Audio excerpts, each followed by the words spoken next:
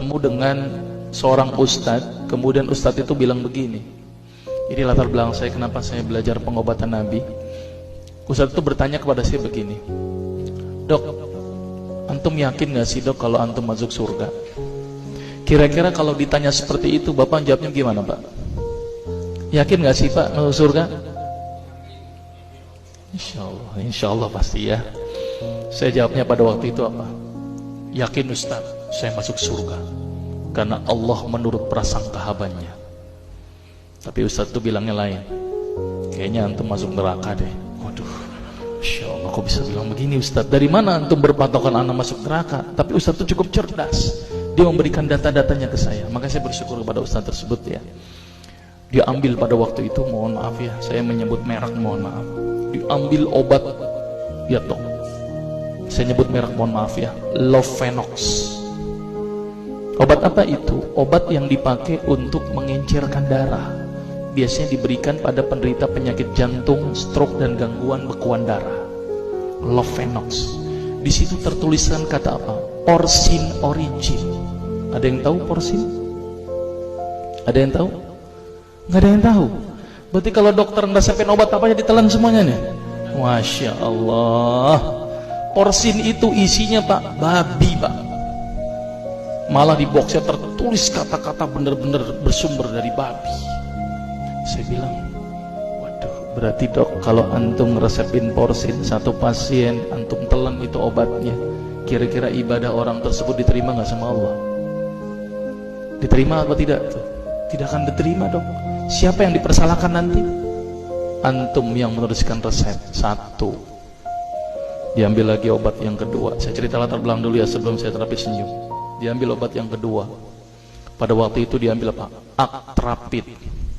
Apa itu? Insulin. Tulisannya apa? Human insulin. Jadi diambil dari manusia yang telah meninggal. Diambil pankreasnya, insulinnya, yang menderita penyakit kanker pankreas, dibuatlah obat.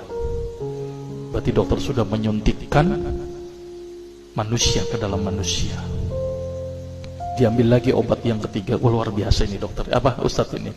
Diambil obat namanya analsik. Apa itu analsik? Obat untuk pusing. Ini di kalangan dokter sering resep ini nih.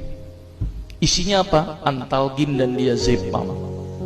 Diazepam, makanya kalau orang minum obat ini pasti ketagihan, saya yakin. Kalau minum obat warung nggak ngefek gitu. Karena kenapa? Karena mengandung diazepam. Diazepam itu apa? Narkoba Pak. Bikin kita teler. Maka itu cara nyari uang paling gampang, kasih aja resepin analsik, pasti balik lagi dia. Karena kenapa? Narkobanya bikin kecanduan. Dia mengandung diazepam. Diazepam fatwa ulama bagaimana? Haram. Diambil lagi obat batuk, kodein. Maka itu kita minum obat batuk langsung hilang batuknya karena kodein. Kodein ini ternyata derivat dari narkoba. Berarti dokter sudah ngeresepin narkoba. Diambil semua obat sirup di depan saya. Lihat dok, lihat semuanya. Ada nggak yang tidak mengandung alkohol? Semuanya mengandung alkohol. Sampai saya pikir, Masya Allah, berapa ribu pasien yang telah saya resepkan obat-obatan haram tersebut. Ini yang menjadi kegelisahan saya Pak. Maka itu saya beda haluan, kemudian belajar hadis, walaupun gak lulus-lulus biarin, gak apa-apa. Terus kemudian saya melihat ada sesuatu yang salah. Kenapa? Karena agama Islam tidak dipelajari secara benar. Banyak umat Islam saat ini belajar akidah, belajar akhlak, belajar fikih. Tapi lihat, pernahkah umat Islam di sini belajar masalah kesehatan Islam? Sedikit sekali. Kajian-kajian tentang kedokteran Islam hampir tidak ada. Makanya tidak heran sekarang umat Islam yang notabene hebat menurut saya katanya, tapi ternyata banyak yang sakit karena dilupakan aspek ini. Mudah-mudahan ini menjadi awalan kita untuk mengkaji, karena kajian ini rutin Pak. Jadi saya mengisi kaji di beberapa kantor di Jakarta itu per kali pertemuan, per hadis. Dan itu berhubungan dengan masalah kesehatan semuanya. Jadi ternyata Allah ini menurunkan ibadah, memerintahkan kita untuk sholat, puasa, tahajud, semuanya ini bukan untuk kepentingan Allah Pak. Allah nggak butuh sholat kita, Allah tidak butuh puasa kita. Ternyata Allah menurunkan ibadah adalah bentuk rasa sayang Allah kepada barang ciptaannya, yaitu manusia. Seperti halnya orang menciptakan motor, mobil, maka di maintenance itu dengan adanya servis. Maka Allah juga memaintenance barang ciptaannya, yaitu manusia, dengan servis. Servis yang dilakukan adalah dengan ibadah. Jadi kalau seandainya kita tidak melakukan ibadah, sama aja tidak mau servis diri kita sendiri. Saya akan terangkan ternyata semua amalan yang dicontohkan Rasul itu bermanfaat dari sisi kesehatan. Saya akan mulai nanti dengan terapi senyum ya. Ini lewat saja. Ini saya mohon maaf nyebutin obat-obatannya, mohon maaf ya.